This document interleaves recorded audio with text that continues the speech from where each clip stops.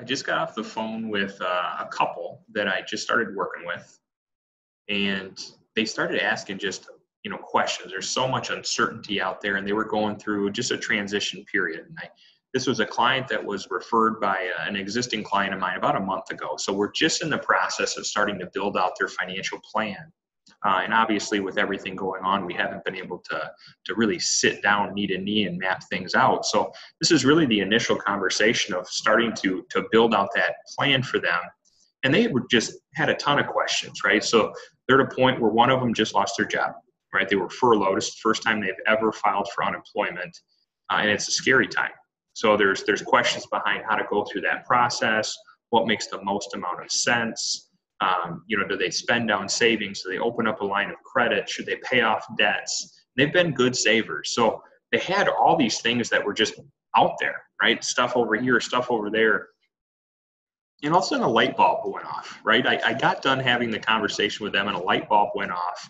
And I wanted to share this with you. So I sat down and I created, and I do this with many of my clients, I created what's called an asset map. So it's a very straightforward way for us to take all of these complexities and all of these things that are all over the place and lay them out in a very visually pleasing and very easy to follow step-by-step manner that helps just identify where you truly are and are you on pace for the future as well, right? So it's a tool where I just spent a couple minutes with them via Zoom, and we started laying out everything that they have all over the place. So obviously this is a made-up client. I can't show you any client-specific information or anything like that. So this scenario that I'm showing you is for Bob and Jane Doe, completely made-up client. But let's use them as an example. So if I were talking to Bob and Jane, just like I was with my previous client, I'm laying out what they currently have as income now. Jane had just lost her job in this example. So we're still looking at what they have, and then we're looking at their goals. So when Bob and Jane came to me, their main goal was, what does retirement look like? They're a few years away from retirement. What does that look like? What income sources are going to be there? So I laid out, we went to Bob's pension website, pulled his true value in. So he's estimated to have over $2,000 a month in pension money when he retires. We went to Social Security Administration, SSA.gov, pulled their estimated values for both he and Jane for Social Security. So when I started laying this out, you could literally see the stress start to pull away from them. They had all of this uncertainty, all of these things that were just out there, and they really needed to identify where they are so we could start having the conversation of where they want to go and are they still on pace to get there. So in terms of income, you can see for their example, right, they can rely or feel comfort in having a pension and Social Security. That's 3 sources of income that are coming in without touching investments. Once we identified that, it brought a level of comfort to them. And now we started talking about their cash reserves. We started talking about their emergency fund. We started talking about their debt.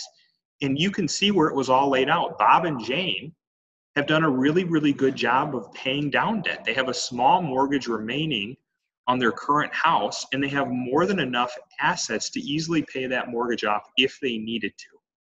In addition to that, we started diving through their investments, right? All retirement is staggered time horizons, right? What is the objective of each of the accounts? When do you need to turn income on from it, and why? And then is it aligned to that goal?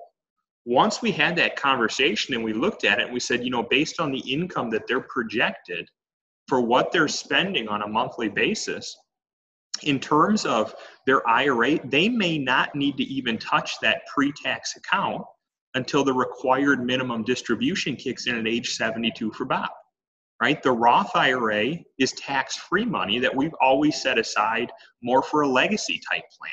So we start putting goals to these accounts to help them outline their time horizon, which helps us make sure that they're staying the way that they should be in terms of allocation and not letting their emotions take over.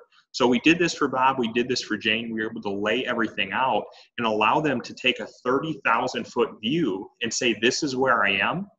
I can now see everything that I have laid out in a very easy to follow manner. It brings me some clarity and some confidence going forward during this time of uncertainty, because now I can start to understand what I'm on pace for, or what I am looking at in terms of my goals for retirement.